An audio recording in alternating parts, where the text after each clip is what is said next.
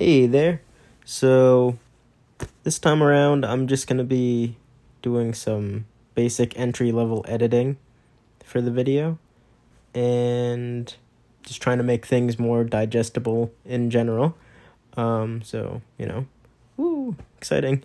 I think that's about it, and I'll let the rest of the recording go.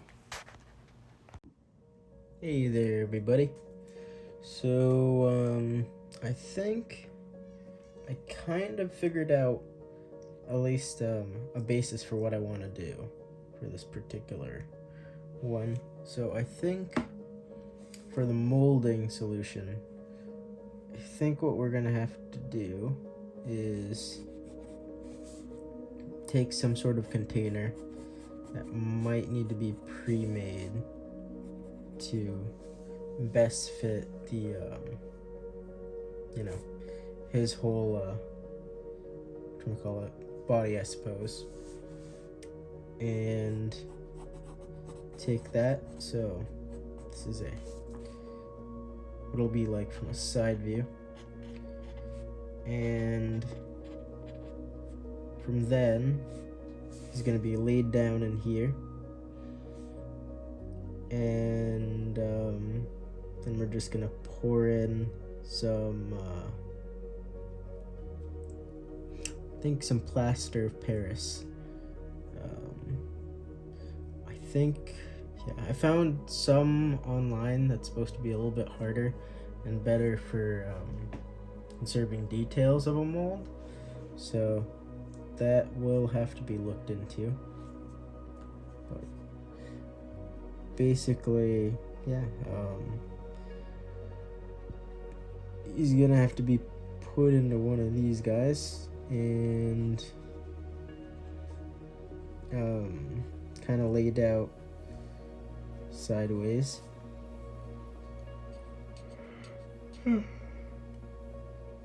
All of his body parts are gonna have to be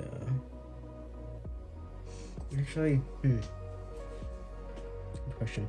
The video that I saw, they just did the whole sculpt in one big thing, so I had one big mold, which could be alright, but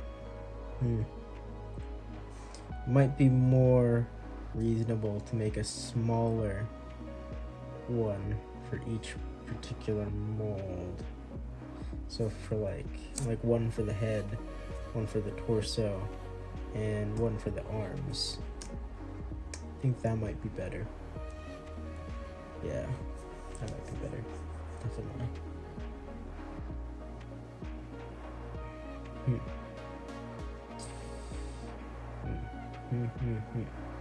Hopefully. I think at the very least it'll be good for the torso and for the head. Frankly, now that I think about it a little bit more, by a little bit more, not a terrible amount,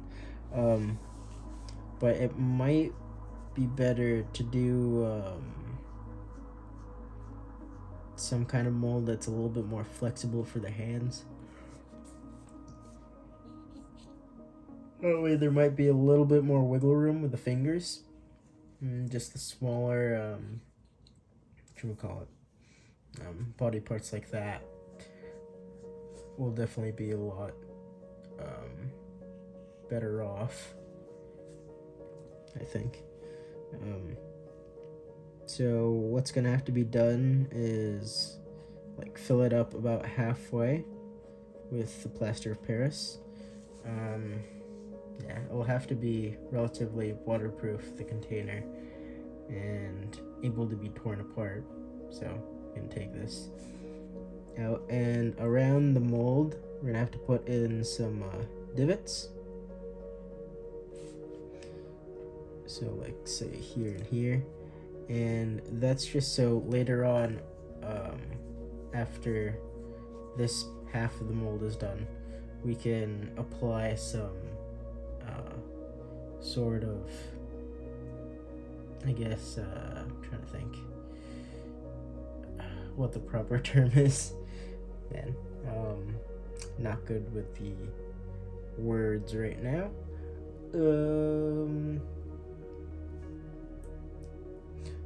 Lubricant, that's what it is. Some sort of lubricant in between here. That way, when we go on making the second half of the mold, it won't just like instantly stick to the other half and make the whole thing pointless.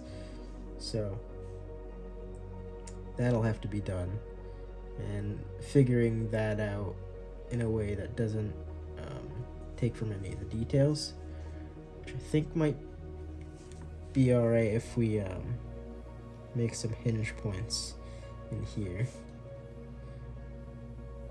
That way there's something to pry off of. Alright, yeah. So I think kind of makes sense. Writing notes.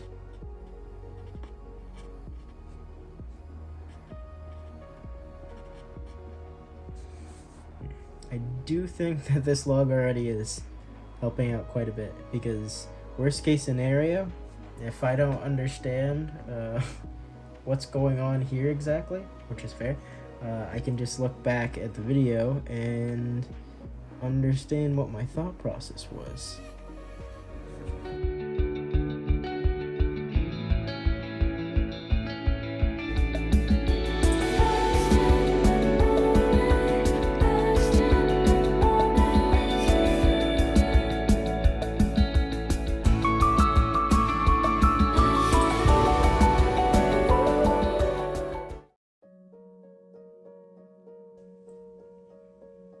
Ideally, there'd be some way that'd be flexible enough to where the fingers could kind of shift enough within the mold without being like held too firmly into place. Could kind of just slip on by.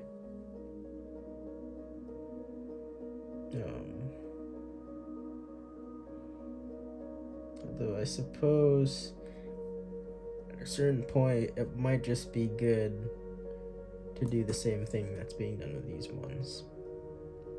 I'm trying to just conform the hands in a way that kind of works with that. Yeah, that might be for the best. Very least that should make the demolding process a fair bit easier. Okay. Yeah.